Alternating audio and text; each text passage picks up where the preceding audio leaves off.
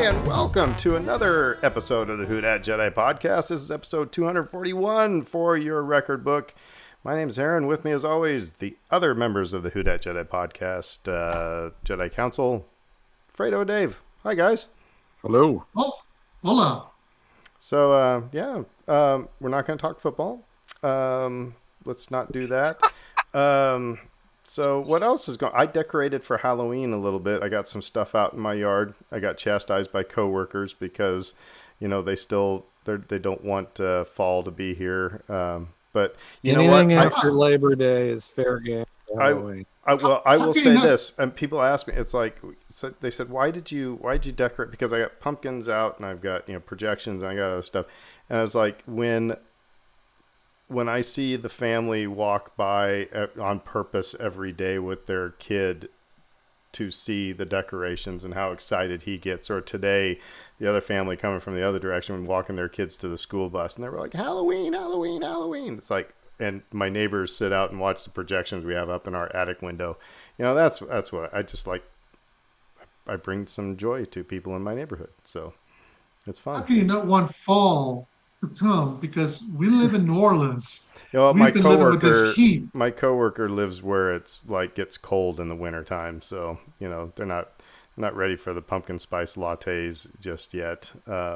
We're desperate down here, man. By the way, okay, so a couple stories I got to tell you guys. So number one, I went to Starbucks this weekend. I think it was Sunday. And it was Sunday because it was before I went to teach a lesson. And Starbucks in Lakeview, and I was like, I recognize that voice. And JP Morrell was like holding court out there on the outdoor seating, and they were talking about Airbnb business, stuff like blah, blah. He was just talking to constituents, campaigning, whatnot. And I so wanted to go up and go, hey, man, you were on our podcast. Yeah, man. But I just didn't. They were in a good conversation. But, They had a good flow going. They had a good flow going. I didn't want to be that, that jerk. But so that was kind of funny. Britt said, you should have gone up and talked to him. So, but anyway, we need to have him back on. For it to be done. We need to have him back on once we get some more Avenger movies coming up here.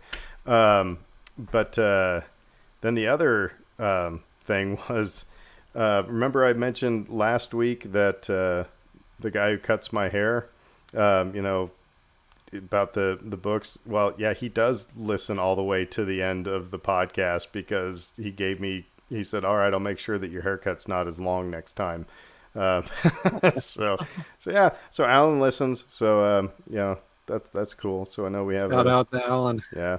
And he said he would be game to come talk about expanded universe Legends books, especially. So, I mean, he said I'll just have to, he mentioned something about language. I said, yeah, well, we had to stop because my niece, because she was swearing too much. So, but, and Alex, if you're listening, you learned all the best words from me. So I said, Dave has to edit me out every now and again, but, so yeah, all that to say that I decorated for Halloween. What have you guys been up to? Dave? Work. I mean, it's boring, but that's the answer. Work. This time of year is really busy, in multiple respects. The side has to do with football season this year, so there's always a lot of sports coverage that is required. What is your biggest pet peeve with other sports writers? I didn't prep you for this question, but is there like I'll say this, for example, I'm saying sports writers, like broadcasters. My wife will throw things at the TV for anybody who says, they're in control of their own destiny. It's like an overused, thing. Mine is, you got to catch those. It's like, what, drop every other one? It's like, thank you, Captain. You can't miss a tackle like that. It's like, well, thank you, Captain Obvious. I mean, I hate those.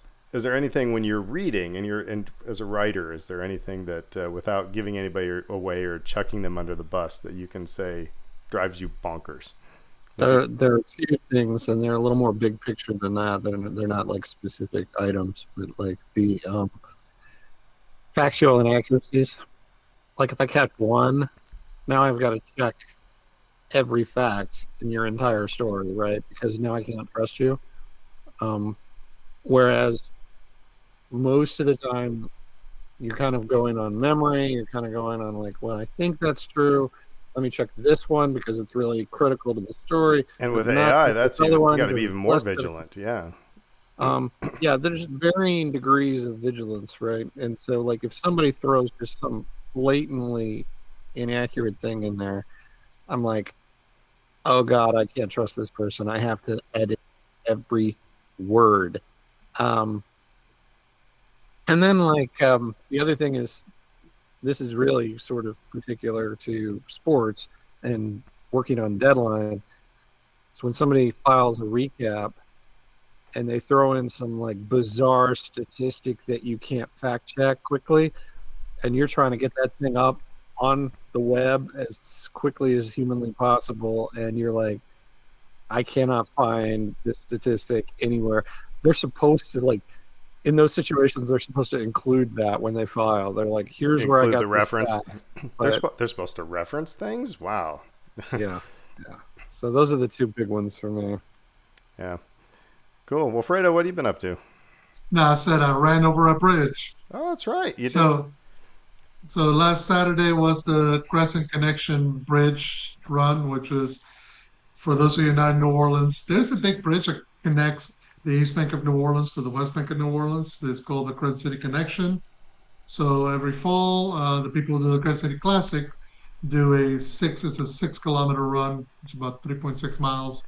It starts at one end, starts on the West Bank over by Oakwood Mall. And then you go across the bridge, you run it, and then you take the first, you go on the HOV lane. So we don't quite shut down the entire traffic for the evening, although we shut it down for a little bit. Some people were not happy with that. They were giving us the one finger salute as a way of thanks. Some people were cheering. Again, this is the breath of New Orleans. You get all opinions, but it was really good. I mean, it was fun. It's in the evening. You go up. It's a very, I mean, they tell you it's a gentle slope, but it's like going up a mountain. And then when you get to the top, they warn you that there's about four sections where there's these kind of like metal teeth that act as expanders. So when the temperature goes up or down, they help the bridge from kind of having too much strain and collapsing. The only catch is you can actually look through the teeth and you can see to the bottom, which gives you that sense of oh god, I know some people are Makes you run love looking over faster. the side. Yeah, exactly. And then you come down by Convention Center Boulevard, and you end up over by Fulton Alley. So it was really fun. They give you a nice shiny trinket, and afterwards you just here's all the Michelob Ultra and jambalaya and chiwis and cookies that you want because you are carb loading afterwards because you're just done. But it was fun. It was fun. I had a good time. Good for you. Yeah. Saw Lance. He was doing it. Saw a few other people who were doing it. So it's a good time. Right on. Cool. Well, tonight it's like I guess Aaron put up or shut up night because we have proof of life. We have proof of life. You know, I've said that I'm not going to believe anything until I see a trailer or until I see, behind the scenes pictures. Well, we have gotten both. We've gotten pictures from a picture. Actually, there's been two pictures from Star Wars Starfighter, which is coming out in 2027. 7. And yesterday, to start our week off, we got the teaser trailer for The Mandalorian and Grogu and the teaser poster for that. And so, proof of life. So, Aaron can shut up for a while. So, we're just going to talk about what do we know. I guess maybe a little bit what can we infer, what can we guess from what we saw in the trailer. We're not going to be one of those people where we analyze frame by frame because we don't have the bandwidth literally to do that. I think my internet would die. But anyway, you can look through it. But so we're going to talk about those things. I heard something very interesting about Starfighter that I don't know if you guys thought about or heard of either. I can't lay credit to it. It was from Star Wars Explained. I think it's really kind of an interesting thought. So I'll bring that up when we get to the discussion. So yeah, new Star Wars on the horizon. So it's something to be yay about. Um, but first, let's do some trivia. Because in Star Wars, I need to buy a new. I'm gonna put that on my Christmas list. See if there's a new Star Wars trivia game out there that includes like the Clone Wars and stuff, and see if I can up our game a little bit. Dave, to you. How many troopers fall to Leia's blaster before she is captured aboard her consular ship? How many troopers fall to Leia's blaster before she is captured aboard her consular ship? I think she takes down one. Did you hear Luna yell out the answer there? Yeah, in the background. Yeah, and she agrees with you. It's one. Yeah, just one. Good deal. Just one. Leia only kills one person. No, she kills another stormtrooper in Return of the Jedi. I guess how many? Maybe a couple in Empire when they're on Bespin too. Pretty sure she kills at least two. You got Jedi. some on Bespin for not sure. more. But That would be an interesting thing for us to do. how many people has she killed? A body count for all of our main characters. I bet she wins because she's also She's got black. Jabba the Hutt on no there. way. Luke blew up the Death Star, dude. Well, okay, no, but and that still only counts as one. So you gotta give me the Lord of the Rings reference there. Lord of the Rings. I'm not a big Lord of the Rings fan, but I like that. That was just a setup and dunk. One? It still only counts as one. Oh man, Luke got gypped. But well, that's true. So he probably has the highest body count. Yes. Anyway, all right. Fredo, to you. Okay. Who tells Han that the reward for Princess Leia's release would be more wealth than he could imagine? Who tells Han that the reward for Princess Leia's release would be more wealth than he could imagine? I'm not even going to look at the back of this. Yeah, it's Luke Skywalker. It is Luke Skywalker. Yeah. I got the meatball right down the middle. All right. To me, what duo set off to track down Han Solo after he's encased in carbonite? What duo set off to track down Han Solo after he's encased in carbonite? That would be Lando and Chewbacca. Yes. By the way, before we get on to the news, we're actually talking about this at work. We have our weekly stand-up for the writers that I work with, and we're just talking about random stuff. And I said I actually loved this time of the year growing up because do you guys remember getting the Sears catalog? Oh yeah. Like at the end of September, beginning of October, something like that, and just first of all the toys that are in there, but there was those couple pages of Star Wars stuff that just that was like made the year. Don't have anything like that. Wasn't it so fun though? It's like Saturday morning cartoons when they would have the like somewhere late summer they would have the preview show for all the new cartoons that were coming out in the fall. That was something to look forward to as well. Man. You get so excited over that stuff, right? And I think even as kids, you're realistic, right? Like I'm not getting everything. Mm-hmm. I'm not getting this whole toy catalog. Look at that! You didn't know. You didn't have the internet, so you didn't know what was coming out. And it's probably like this Christmas that you got got the Hoth stuff. It's like you didn't know that was. I mean, until you probably saw it in the catalog. So yeah. But I also think that was the way you knew what was coming. I mean, that was the primary function of that catalog. It was the Sears catalog. You used to get there was a whole catalog industry, and the whole point was getting you ready for the fall shopping season. And even if you weren't getting everything, that's how you knew what to ask for because that's when you expected things to be like, okay, if you're looking at late September, by early November, all that stuff was in stores, and you already had spent the whole month begging and pleading and promising that you would behave good and you do whatever was required to get whatever X was, and that could be anything from something that moved with batteries to something that was radio controlled to something that plugged into the TV. So whatever the toy of the year was, it was going to be there, and you just had to know had to ask right for it in order to get it. So anyway, just a little bit of nostalgia there. Like I thought you Mhm. guys would get it because we're all the same vintage.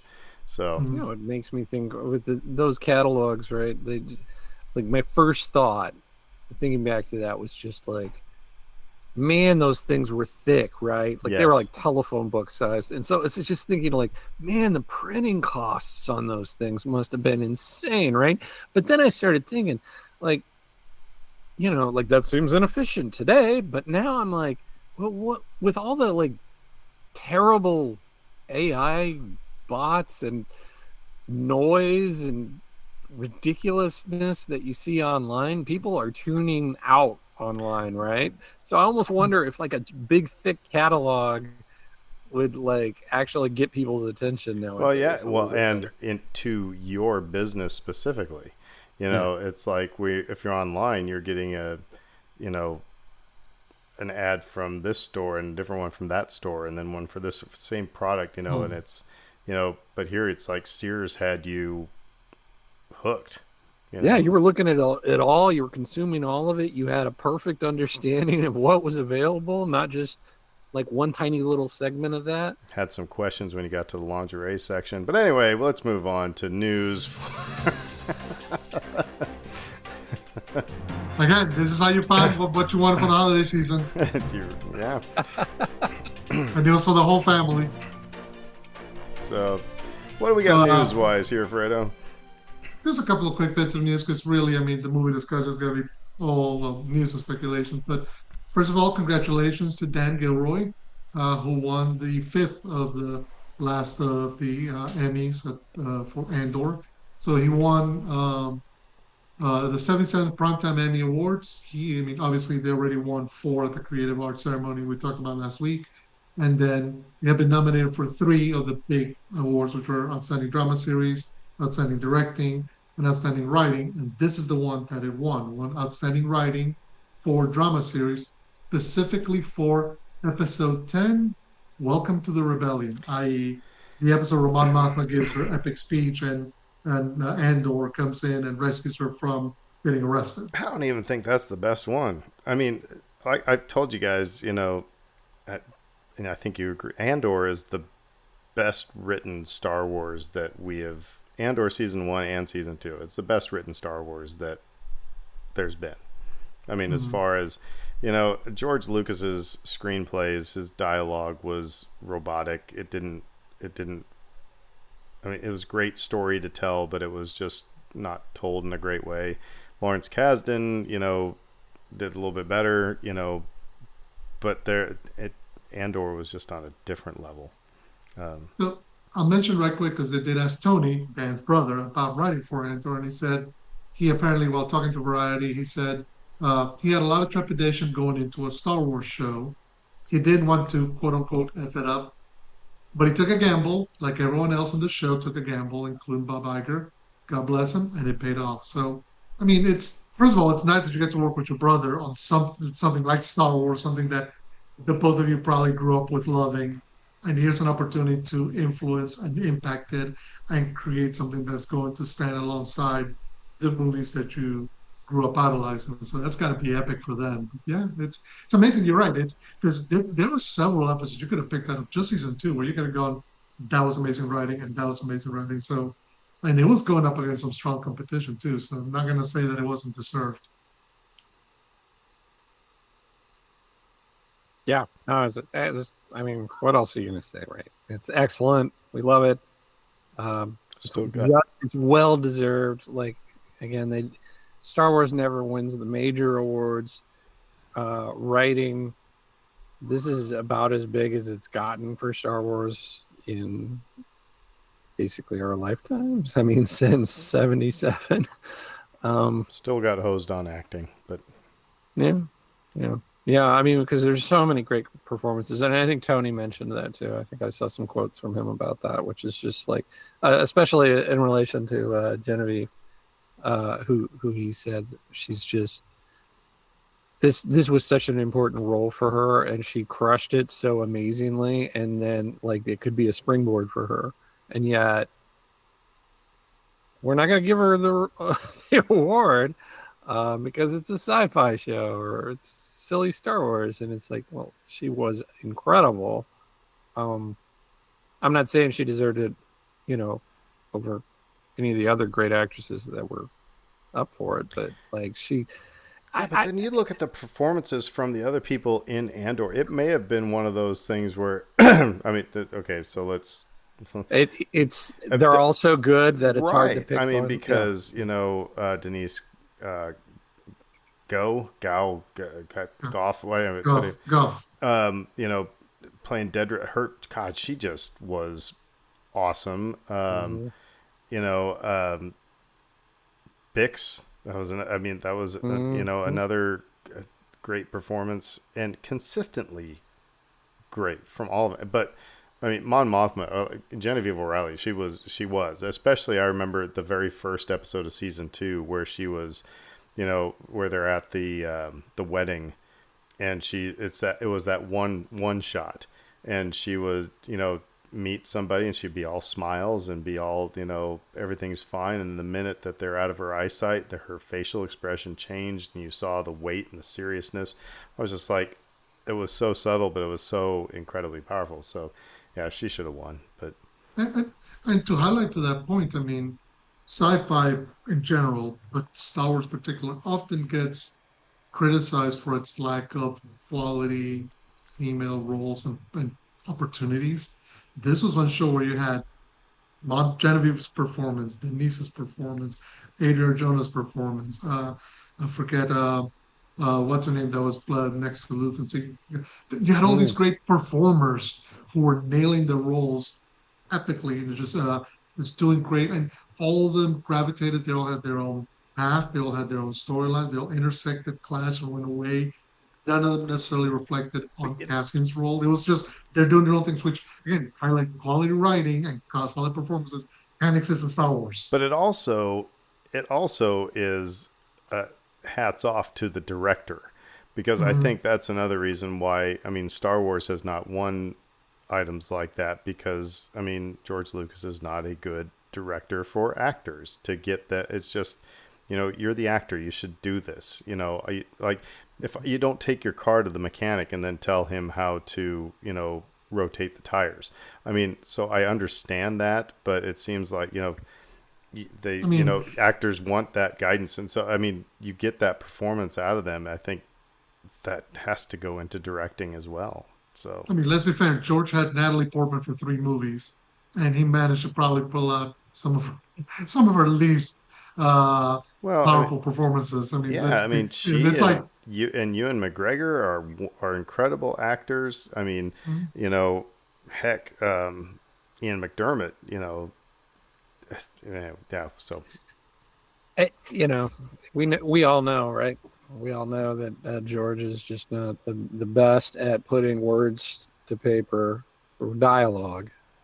Like, he can envision a scenario that like no one else. That's why he's a legend. But like in terms of like putting dialogue on paper, he's just not good at it. And then he can't pull that performance out of an actor either.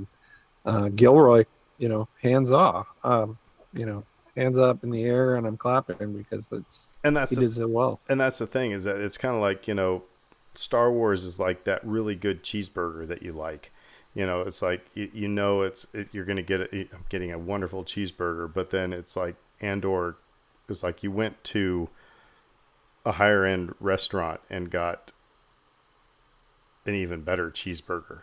You know what I mean? If that makes any sense. But, so it can be done. You just have to make sure that you have the people in the right place. So yeah. Anyway, but no, it was good. It was good for them. So sweet. Congrats to Dan. Yeah. Here's so many more. Right quick, the other kind of quick bit of news, I'll just mention it because it premiered, I believe, today. Lego Star Wars Rebuild the Galaxy Part 2, I guess. This would be called Pieces of the Past. Is on Disney Plus now. So if you remember, Rebuild the Galaxy left it kind of a cliffhanger as to what's going to happen with our minifigure heroes. So I honestly don't remember. That's I know. okay. I know says a lot about it. I mean, if you remember, it was I've You been just remember waiting. Darth. You just, It was you just remember Darth Jar Jar, it right? was a And McDonald's. It was a McDonald's cheeseburger. I mean, it was yummy and it was mm, good, but it's not memorable. So I've been waiting to find out what happens. Oh my right. I gosh. will. It is It's funny that other podcasts have been going out of their way to make sure that people know that this isn't canon because it's like mm, Darth Bane is in it. They've got the callback to the rabbit from the first Marvel Star Wars comic or something that's gonna right. Jackson, I think it is. It's gonna confuse the crap out of people. So Mm. anyway, so Yeah, The, no, the it's other thing working against it is the whole alternate universe thing, right? Like, because oh, it's not real, right? And like you said, it's not canon, and so people are just kind of like, it doesn't really matter. and if for us, there is a point where like if they had put this, look, I get why they put it a year after the original, but it's not like the other one. This isn't like we're going from across the Spider Verse into whatever Spider Verse 3 is going to be whenever that eventually comes up. I think everybody's going to need to take a remedial course whenever that movie happens. Uh, this is a year apart, and Yeah, still, it's not like it made a big impact enough for people to remember who some of these characters were. But it's out there, and I think it's interesting they're putting it out right now. But there you go. It's there for you to consume, enjoy, and then forget. Luke was played by Mark Hamill, and he was a beach bum. That's about That, the extent of what I remember. that and Darth Jar Jar is what you remember. Yeah, okay. Is that all the news you got, Fredo? Because That's all I because have what we're going to get into is I have no. I have even more something to news. add because Go for it. Go for it. I read this somewhere this week and like mind blown. So the voice actor, the actress who voiced Asajj Ventress, Nika Futterman. Okay, get that voice in your head, everybody. That very distinctive voice. hmm hmm She was the vocals on Offspring's "Pretty Fly for a White Guy," the "Give It to Me, Baby" part of it. And then going to her Wikipedia page, also did backup vocals on "Careless Whisper." Wow. I guess on an episode of Kids Incorporated. Sorry, that's Oh.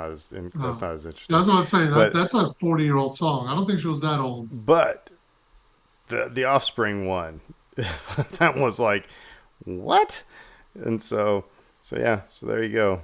'Tis a small Voice world. actors are voice actors are talented. Now the funny thing is, are you mad? Are you thinking of that song, but Asajj doing the "Give it to me, baby" line now? Oh, by the way, Dave, you said you watched the Yacht Rock yeah, I documentary. did. Yeah, You don't have to go too deep into it, yeah, but it was interesting, right?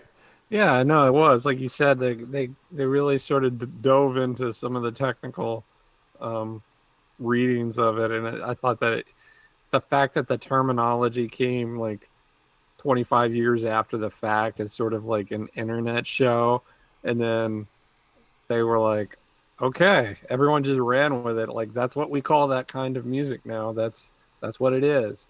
Um, But it has and very distinct rules, yeah, and I just loved the DNA. Like you said, when you see it has to do with the producers and the session musicians and the location, yeah, it's just really fascinating. So, yeah, and they talked to a lot of the artists, like Mike McDonald and all these other people, and um, so how many songs yeah. did you add to your Apple Music playlist? Like that's what I found Oh no, myself doing, going, I didn't. "Oh yeah, I like that No, song. Oh yeah, I like that song." So, no, like they were already running like rent free in my head, right? Like so, like there was no need. I didn't need to like go listen to them afterwards because they were already like bored in there. Like they're not leaving. So So here's a question, Dave. How many of those songs can you picture in your head? Can you hear and then picture yourself being at a Saturday afternoon cookout or party where all the adults were drinking and having way too much time? And you're like, okay, now I feel like I'm back in 1982. Like, well, because that's I was 5 in 1982, so like like it's a little different for me, but that's what I mean. yeah. That's the thing with that music. It's like it immediately just puts me as a kid again, going like, I'm tired and I want to go home, but all the adults are well, drinking and having a good time, and it's like, again, Well, okay, first of all, did when you you guys think about grow up So, like, did you guys grow up in towns that were like large, or were they sort of like I grew up in Small moderate? city, I but grew up yeah, in the capital the big city, so city. it was about Well, 200,000. Yeah. I was gonna say, like, I lived in a town of 25,000 ish growing up, and we had like two radio stations locally. One was the AM station, and the other was the sister station that was FM, and it was classic rock, and that was all we got basically because we lived 2 hours from everywhere. So you had this one radio station, and it was just classic rock. And so, like, up through high school, up through like 1995, like I'm listening to this stuff regularly all the time. And it's like, yeah, some of it's yacht rock, some of it's stuff from the 70s, some of it's, um, and it's just like more, it's kind of like you're living in a, like an alternate universe in a way, because it's like, this isn't the reality for people in more urban areas. They're not listening to this stuff. Well, and obviously you weren't in a college town either. Right. No. So I mean that would that's the benefit of some if you were in a college town, even smaller town, and you had college radio, that was what got people out of that you know classic rock just loop. So because And college yeah, radio like, in to the be 80s clear to was everyone, because like classic rock now means something else, right? Now you're talking Jesus, about yeah, like, sorry, classic rock. Music. Pearl Jam is classic rock. I mean, yeah. yeah, yeah, So no, absolutely. No, Linkin Park is classic rock now. The music of the early 2000s is now on the classic rock station. well, anyway, And sorry. it's like, We're yeah. talking Journey, we're talking Styx, we're talking Fleetwood Mac. Like, these are the bands, right? Like we said, Mhm. like that era, 70s and 80s. Well, Um, sorry to get us down that rabbit hole, but no, yeah, I was glad that you watched it. I'm glad you liked it. So yeah, it was entertaining. it was very interesting, very entertaining. It's still out there, people. It's on Yeah, HBO HBO. Go Max. check it out. Yep, go watch it. Uh, Oh, right quick, talking about mentioning watching stuff. Did you finally see the Superman's on HBO also?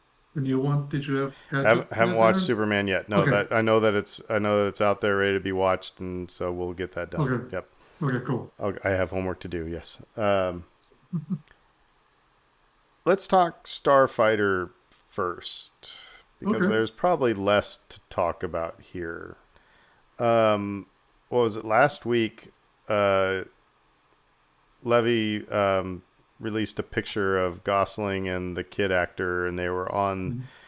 some like boat thing on the Mediterranean, all Mhm. looking all Star Wars. So, but they're on the Mediterranean Sea. So we know we got water, um, and earlier, a couple weeks prior to that, we got the black and white of them looked like it was in a hangar or something like that. Right. So I'm going to throw the thing out that this we don't really know much as far as plot is concerned. There's and just from those two images, there's nothing that we can infer. Nothing has been released. It's just we know who's in it. So it's only a big guess. But however, what was kind of interesting is that, like I said, Star Wars Explained, which is a great, by the way, if you catch them on YouTube or on social media stuff like that, great analysis. Alex is a genius. Molly's not too far away behind him. But not saying that because this happens, we know it happens after the Rise of Skywalker. But what if this Right. is could this be the water planet from Star Wars Resistance that had all the when they had the racing things and on the Colossus? Could Ryan Gosling could that still be going on? Could Ryan Gosling would that be you know obviously anything is possible and it probably isn't, but wouldn't that be an interesting almost deep cut for those of us who watch Star Wars Resistance? Could be. Maybe So here's what's it. maybe that's a jumping off point. I don't know, it'd be kind of fun.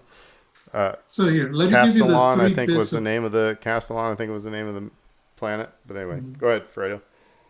No, I was going to say, let me give you the three bits of kind of actual fact that we've been provided by Lucasfilm from their own press release. So, well, actually, four things. You Thing want to number lead one, with yes. facts? You want to lead with facts? Come on. No, because Well, yeah, Where's this is the gonna fun in that? Where's the jump. fun in That's our that? jumping off point. Do Now we you get to have do you fun. not watch cable news, Fredo? You don't lead with I don't. facts. I What? don't. Come So, on. so, so Jeez. anyway, so first thing is, yes, it's releasing May 28th, 2027, but that's not even the 3 points. Point number one, this is supposed to take place 5 years after the Rise of Skywalker. So this is the Five-ish. furthest Yeah. 5 ish. So this is the furthest most point in the saga or in the storyline that we've ever gotten. It's further than anything we've seen. Two, it is described as quote entirely original story set in a period of time never before explored in Star Wars. And three, it's being filmed as a standalone film. So maybe there'll be sequels, maybe it'll become a trilogy. Right now, all we know is it's one movie. They have a script. They're filming it right now, 5 years after Rise of Skywalker. That is it. So, I mean, it's interesting. We don't have any names for any of these characters. I mean, last We time we have the talked, actors. we have the Yeah. actors. So we know that Mia Goth and Matt Smith are playing the villains. Hmm. We've seen Ryan Gosling, who's allegedly the quote unquote Starfighter, the lead character, and the kid actor Flynn Gray, who they're filming together right now off the coast of Sardinia in the Mediterranean.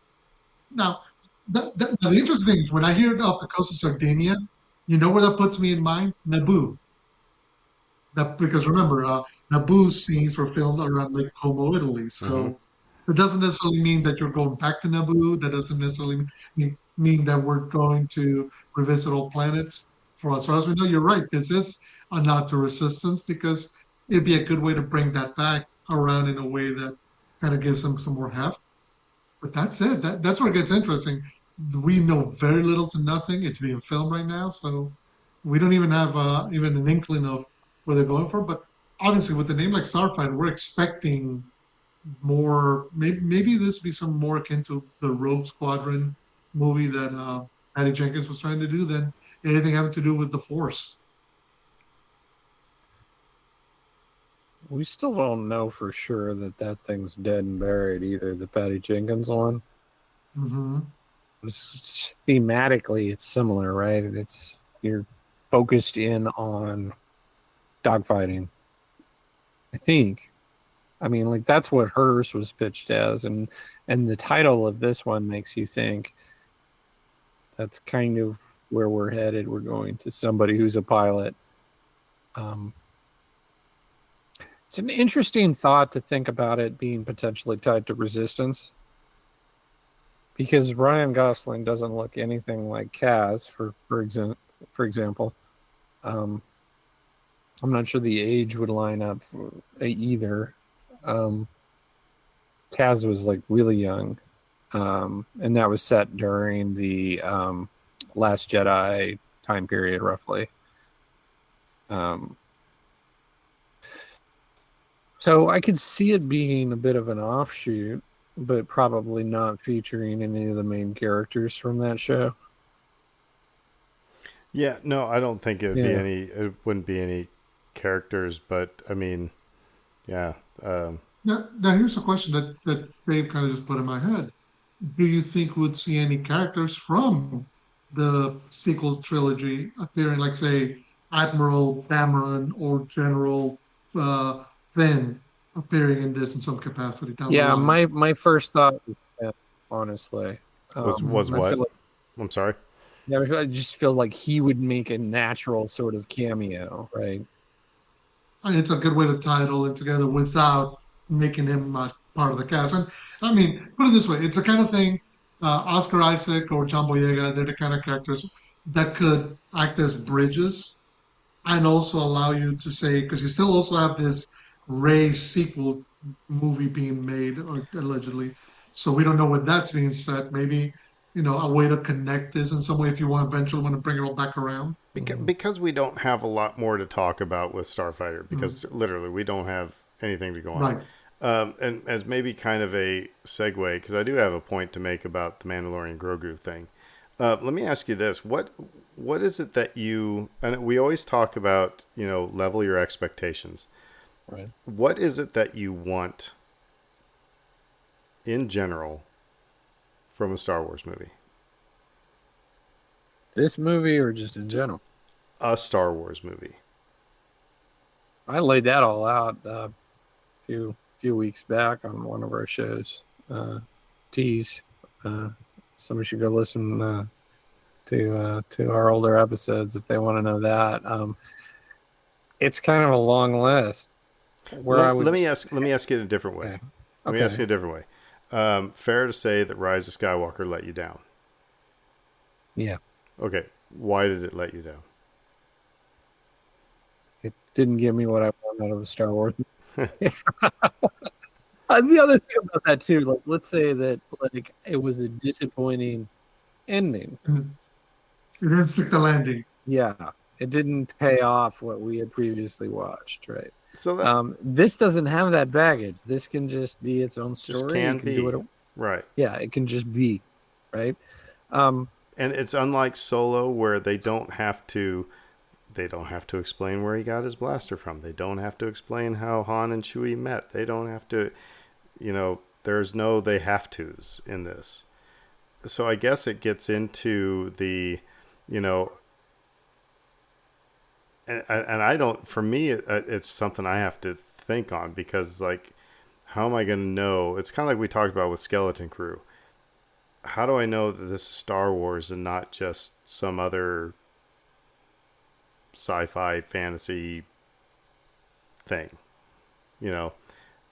And so I guess let me lead it into the Mandalorian Grogu thing, because here's what I've been thinking about. Because since that trailer came out, and we watched the trailer was fun.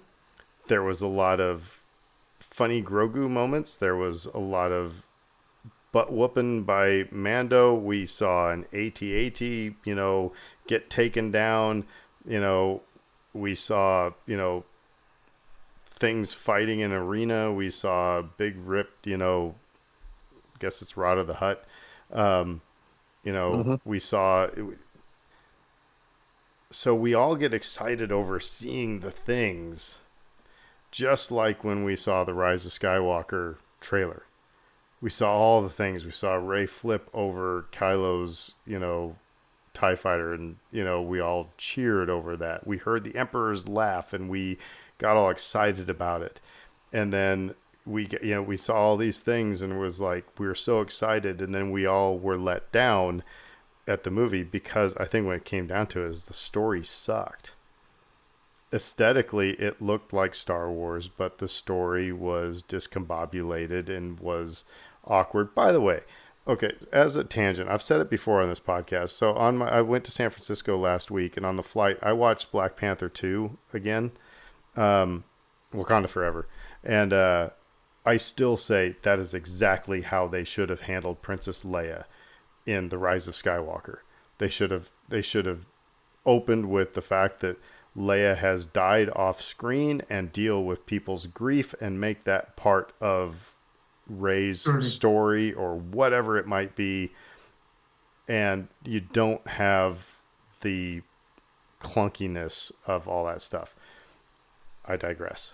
I think they handled the Chadwick Boseman part of it just perfectly. Anyway, Dave, you were going to say something. I want to tell you that I think Rise of Skywalker is Star Wars. I think it's a failure as a movie. It's not as entertaining as I would like for it to be. But, I pulled up my list here. Like, here's my list of things that Star Wars needs to have, right? A sense of adventure. An underlying hope or optimism.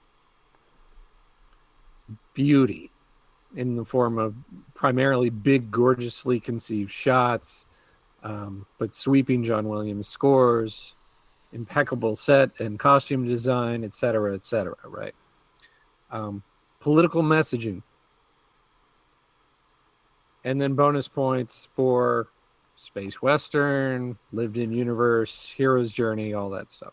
See, I don't disagree with you I think Rise of Skywalker. It basically hits all of those. It looks exactly, it hits all those things. but it's the story at the end of the time. At the end of the day, it's the story that just it's unsatisfying. Hmm. And I think honestly, the hard part is because in answer to your initial question, my thought was is an adventure movie. Star Wars at its very core, these are adventure movies. These are the Flash Gordon serials of the 30s and 40s. These are the sci-fi adventures of the 1950s and 60s, just made modern. You have all the modern technology, all the aesthetics of today, the storytelling. So you're able to tell them in a grander form, but in essence, they're no different to Flash Gordon or Sinbad or the movies which Ray Harryhausen made famous with stop motion skeleton warriors, that kind of thing. So that as long as you have that essence of that adventure, it's gonna be a Star Wars movie. Where I also think where I do think the issue for Rise of Skywalker came is it wasn't a good finale. It didn't stick the landing because it set up a lot of stuff through the first two movies that then it kind of went, yeah, but we're not really going to pay any of that off. And by the way, this is really more important. And I think you can do it one of two ways. You can either go, we're telling three standalone stories, and there'll be some elements that connect them and some things that go together. But we can't, or we can go this is building to a grand finale, this epic moment. And the difficulty with that is the you go back and Rise of Skywalker was trying to pay off for the sins of the first two movies by connecting two things that were not meant to be connected. This is like So you were trying to. This is like you were trying to take the front of a Lego battleship and the back of something, some other toy, and shoehorn it together, and it didn't work. so That's that. so we're not. I mean, I'm sorry to have us relitigate. Rise of Mm. Skywalker. Let's get back into the I Mandalorian can I can Grogu. reference it back to this point in that saying, um, we said that Starfighter doesn't have that baggage, right? They can tell Yeah. whatever story they want. They don't have to tie it into anything else. Doesn't have to have any sort of like satisfying ending. Even they can set up sequels if they want. They can literally do whatever they want with it. It's like freedom. Mandalorian and Grogu Little is not that. little bit different, Mm. Yeah. but I was Way just going to say different. the exact same thing. But it doesn't have to end anything. To me, Right. what I guess I'm seeing here. And by the way, so let's read from. I think this was from the trailer, or whatever. But it says the evil empire has fallen, and imperial warlords remain scattered throughout the galaxy. As a fledgling new republic works to protect everything the rebellion fought for, they have enlisted the help of legendary Mandalorian bounty hunter Din Djarin and his young apprentice Grogu. So, to me, it's a transition piece, um, because I think we can all assume that this is setting up more of what's to come. So it doesn't have the freedom that Starfighter does. You're absolutely correct, but it doesn't have the expectations of ending something like Rise of Skywalker did. Um, but all this being said, what worries me, what worries me again, just because once bitten, twice shy, right? It's like we saw all the cool things in this trailer,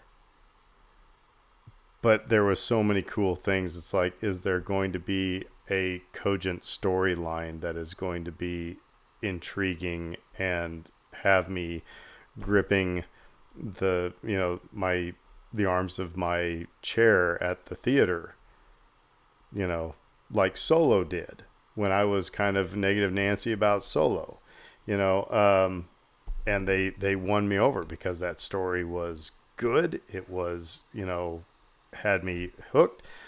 So that's my fear. But because, like I said, because they loaded this trailer up with just a lot of cool stuff. And my worry with this movie is the two worries. Worry number one, this is making the transition from streaming TV screens to the big screen, and that could be a tough move. And yes, now we've seen Star Wars in movies, but these characters are not going to be on the big screen, and whether we want to admit it or not, there is a particular difficulty when that transition happens. That a lot of times what seemed great on the small screen may seem small scale on a bigger one. That's the issue number one. The other problem I have, and it's that expectation element, because unlike Starfighter, we know that the Mandalorian group is not it's not a thing unto itself. We know that it is part of a bigger piece building towards Ahsoka season 2 and the eventual what is it, heir to the empire, quote unquote, Yeah, movie that we're gonna get. So whenever you get, and maybe it's the Marvelification, what a term, of movies. But when you get these grand epic sagas that stretch across multiple movies, you kind of tend to forget that each piece has to be an entity unto itself. That's one of the geniuses of Marvel's initial phases was we're making a good movie, and eventually this will connect. And then eventually somewhere on the lines of no, no, all the payoff will be worth whatever issues you have here. I don't think Star Wars, particularly after what we just discussed, with everything happening with the rest of Skywalker, I don't think Star Wars can afford to do that with this movie. This movie has to be thing unto itself, has to deliver on its promise, has to be fun and engaging and exciting. And yes, if yeah. it connects eventually to some bigger movie, great. But if it's just like, don't worry, kids, the cool stuff's coming later, people are not But I going to be think, happy. but I think they already laid the groundwork to do exactly what you said. You don't think it has to do. I mean, the last season of The Mandalorian, they introduced the Shadow Council, and nobody knows that the Shadow Council is going on, and they think they've defeated Moff Gideon, and in the trailer they're seeing, hey, look, there are stormtroopers there, and hey, and you got Zeb fighting stormtroopers, and so I don't think it's a stretch to say that. I mean, and then with the description that Lucasfilm laid out as well, it's they're going to discover this shadow council. Maybe they're going to take on one of those. Then they're going to find out, oh crap, Grand Admiral Thrawn is coming back, and Uh, there, boom, you have your link to Ahsoka. I mean, Filoni's working on both of them. So I mean, I think it is going to be, like I said, that little Lego piece that is connecting, you know, what has been to what's to come. Problem is, it cannot feel like that when you're sitting in the theater. If it feels like that, I don't know how people like. Again, you could have cool moments, could have 100%. That's why I whatever, said it has to be a because good that's has to be a good story. You're 100% right. It mhm, has to be a good story. It can't feel utilitarian. Yeah. mhm. It can't feel like a stair step, right? Like, oh, why did I pay you my $15 to come watch this movie when I should have just waited for the important movie, because this is not the important movie. That's what you're telling me, right? And like, I like that you brought up the initial early stages of the MCU, the Marvel Cinematic Universe here, because the director here is the same as the director of the very first film in the MCU. Yeah. And so, if anybody knows how to tell a self contained story that can get people excited um, for more, I would say it would be Favreau. Um, and so, like, I have trepidations about transferring this smaller story onto a big screen and trying to do it justice in that way. And is it a square peg round hole kind of situation? But um, Do we I know? do think that he's uniquely qualified That's a very good point. as That's a director to do this. that's a very good point. Do we know? Did they do? Or have they been doing any filming on location, or are they doing all green screen and volume? Do we know any of that? While you guys are both frantically like Yeah, searching I'm for that. Googling that right Um, now. Like, I think they did filming in California. so the answer is no. They um, may have that gone out into the desert because though for some of it. because that's the thing is that if this is high percentage volume, does it translate to the big screen? We won't know that. The other thing that worries me, quite honestly, and I am a huge Grogu fan, but I just hope this doesn't become too much of Rodney Dangerfield and Caddyshack. Where it's like, here we're in another scene. Here's another cute thing that Grogu's going to do. And here's another cute thing. It's like we're eating popcorn and oh, look, he's looking through. it was. Is it going to become 20 some minutes spread out a week at a time?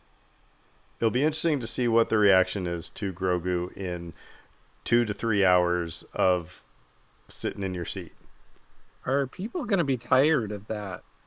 Because like let's be honest, like that will when this movie falls into theaters, it will have been 7 years since Grogu sort of became a thing. That's a lot of time for little kids to grow up, for example. That's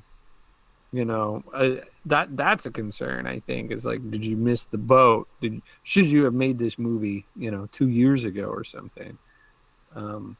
So like I think that's valid. And then again, like you said, the special effects, I'm sure the budget's going to be what it needs to be, and they'll be fine. But now, some assumptions we can make from what we saw. The Hutts are in play here, so obviously there's a link to Book of Boba Fett because the twins are on the poster. By the way, the poster is awesome. I love the poster work, but that's the thing that I was like, this is so cool. I want it, actually. I want it to hang in my wall, so I need to find it. And you've also got, apparently, like I said, Rada the Hutt, the big jacked, stinky. Jabba's kid. Yeah, Jabba's kid. So I wonder if there's some sort of power play that's going to be going on, but now, do you think Rhoda is just a gladiator because that's all he could do after Jabba was? Well, is he a gladiator off? or is he running? Is he running the joint? Right. Is he Don King basically? I don't know. Mm. So He's jacked. He is his dad was not that jacked.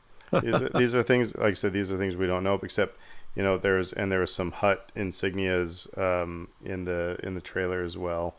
Like I said, we saw some Star Wars. Zeb is going to be doing his thing. That looked pretty cool. The Hutts as a species, they age very quickly, right? Because Rhoda's jacked, whereas like Grogu is tiny. Mm-hmm. And they were both Clone Wars era, right? Like that's where so it's kind of interesting, right? Like the Hutts, they get big quick. Was there anything in the trailer that just made you go, "Oh, this looks so cool. This is going to be awesome." That got you giddy, like 12-year-old Dave or Fredo? I'm with you on the poster. It's lovely, and it's the George Lucas, Flash Gordon, like roots of cinema, like all the way. It's chef's kiss, yeah. Yeah, and it's just them. That actually gave me more confidence in this project because it's we're giving you a Saturday morning cereal. It's right. That's what we're doing. That's what we're trying to evoke here, and we're gonna lean into it. And we're not gonna have Disney tell us to put some cookie cutter nonsense out there for you. Yeah, for me, probably, it was seeing the Razor Crest again, and diving and flying and being involved in arrows. I'm like, I don't remember. Well, in space it's one thing, but this was involved, and I'm like, wait a minute, what happened? How did we bring that back? Or did we get a new ship? What's going on here? So that one kind of excited me. I made a question. You're the internet right now, and I'm mad at the internet because it's like the people who are like, oh my God, he's got a new Razor Crest. Where did he get a new Razor Crest? Guess what, kids? If I total my Nissan tomorrow, I'm going to another lot and getting another Nissan. There's other Nissan Rogues in the world, and it just it's like, it drives me crazy. Yeah. It's like, where did you get the Razor Crest? The question to bring it up is because, first of all, it's like his Nissan got jacked, and he ended up with a Corvette, which is what a Starfighter is.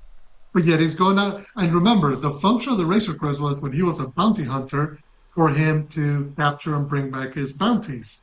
He's not a bounty hunter as far as we know anymore. No, he is. He's doing jobs. He's doing jobs for the New Republic. So yeah, he needs the cargo space. I mean, so yeah, Okay. it's like when I had a Ford Mustang and realized that in Nebraska that was the most useless car you could ever have when you have 3 dogs, and so the next car I got was a Ford Escape. I mean, that's Right. what you're getting. That's so yeah, but like I said, that's the thing is people are that worried about how did you get a new Razor Crest? It's like went I don't know. We went to the car lot. Just get over it, Mhm. Skippy. Anyway, get off my lawn. It's good to Uh, see it though. it is, yeah. Yeah. Nostalgia. Particularly as the Nostalgia for UCS 7 Razor years Crests are ago. going out. Maybe Filoni's helping Lego and Star Wars, make some more money because the UCS Razor Crest is gonna retire at the end of this year, so it's already hard to find. Now, It's only gonna go up in price after the movie. have y'all seen the footage that was on from Celebration that they showed? You know, where Hmm. you see Din like inside the AT-AT, beating up a bunch of snowtroopers. That I mean, this is going to be full of member berries. It obviously is. I mean, from as early as 7 years ago with the Razor Crest to Empire Strikes Back with the snowtroopers.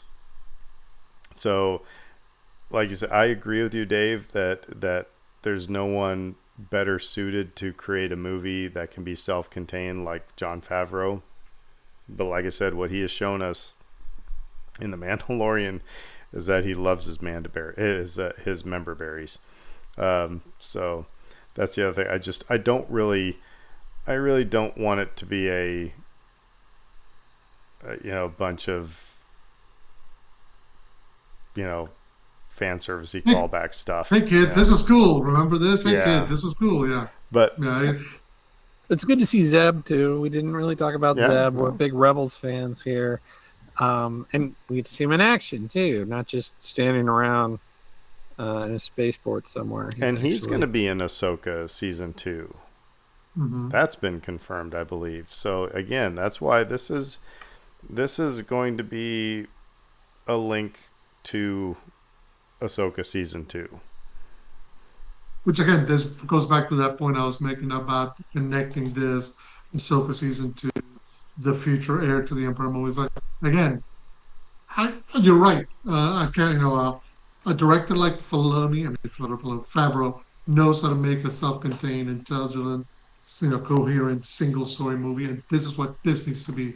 This is titled The Mandalorian Grogu. This needs to be The Still horrible. Mandalorian Grogu. This can't be The Mandalorian Grogu, but also and because then you do get that kind of sensation that a lot of people complained about Mando season 3, where it didn't feel like it was the Mandalorian story anymore. It was other Mandalorian story. It was Bo-Katan's story, and it Well, like I was said, the New Republic story, and but from everybody what we've else's. what we've seen in this trailer, they were laying these breadcrumbs in all the previous, Mandalorian or Book of Boba Fett or Ahsoka, those previous Disney Plus shows. Like I said, when you have the twins, you have Zeb, you have the Babu Frick guys.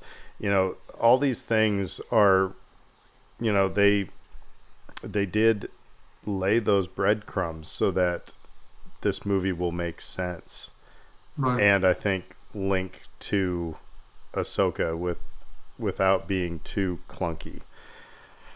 Um, Anything else we missed on what we know about this, or because we've Just been right. running long, but Well, we'll just mention right quick. Sigourney Weaver has a cute little moment in this. She's come out and said that she looks the only mean. reason, She looks yeah, mean. but what's hilarious is she picked that she wanted to do this movie because she wanted to work with Grogu. She said she wanted to be in the same set as Grogu and work with Grogu. So hey, she gets that, and she gets to be mean to Grogu, who's apparently snacking throughout this movie. I don't know if I don't know if they decided to borrow the same motif that Brad Pitt had in Ocean's 11, where every scene you see He him was is eating always chowing something. down on Yeah. something. It seems like Grogu took that note and just ran with it here he's the Rusty of this movie. of Yeah. this heist movie, yeah. Yeah. And then I guess we'll. Oh, was that Babu Frick or is that another Babu Frick No, it was, species? remember in what the last Season season three. or season 2 or Mm-hmm. season 3. Remember whenever Mm-hmm. Grogu got the IG-11, The IG upgrades. Yeah. Mm-hmm. the whatever it was, they're the ones who made it. IG-88. Yeah. So, I mean, so yeah, they've again laid the groundwork for that as well. So it's not Babu Frick per se. Mm. I know that's just where my mind went the moment I saw him. I was like, oh, it's Babu Sounded like Frick. him. Well, so Yeah. they did in the remember when they had him, they Yeah. swore, you know, Yeah. I'm out, but up, you know, that was I still Yeah. have that video. Um, but no, Well, you know, yeah, you know, it looks fun. It looks silly.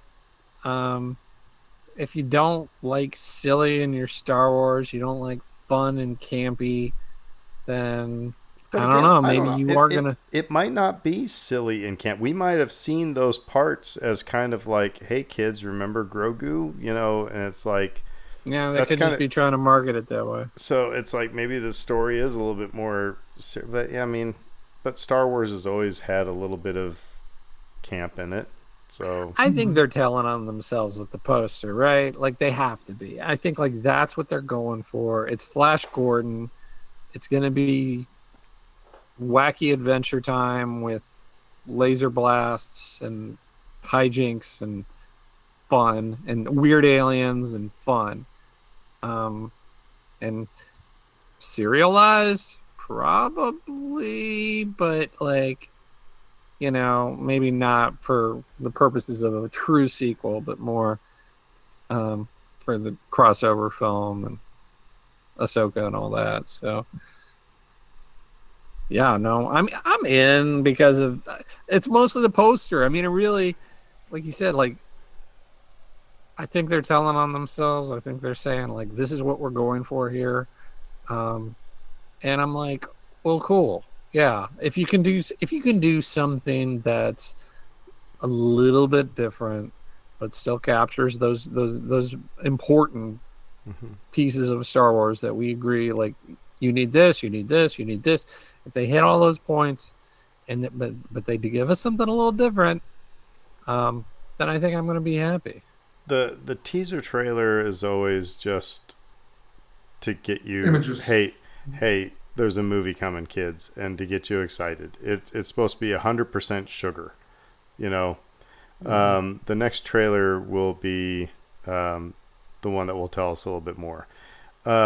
I will say last thing that I'll say is the other get off my lawn moment with people on the internets is, you know, when they said, you know, this isn't really starring Pedro Pascal, it's somebody else in The Mandalorian and it's just his voice, and it's just, okay, James Earl Jones has entered the chat from the great beyond. It's like, we had how many episodes of The Mandalorian where we never saw Pedro Pascal's face, and how many episodes where we did see his face? It's like, I'm okay with this. I understand he's a good looking dude, but it's like if you can just get his voice and make it hey, I mean, that's what it is. So just stop with it. Anyway. Well, and like I said, I mean, if there were no priors, perhaps, but I mean, we literally had the greatest movie villain of all time in this saga already. And when everybody thinks of Darth Vader, they think of James Earl Jones's voice. Funnily enough, I mean, they think of David Prowse's presence, but they think of James Earl Jones's voice, and that's fine. So you know that you don't need to have Pedro Pascal in that suit for however many months while he's trying to film three other movies.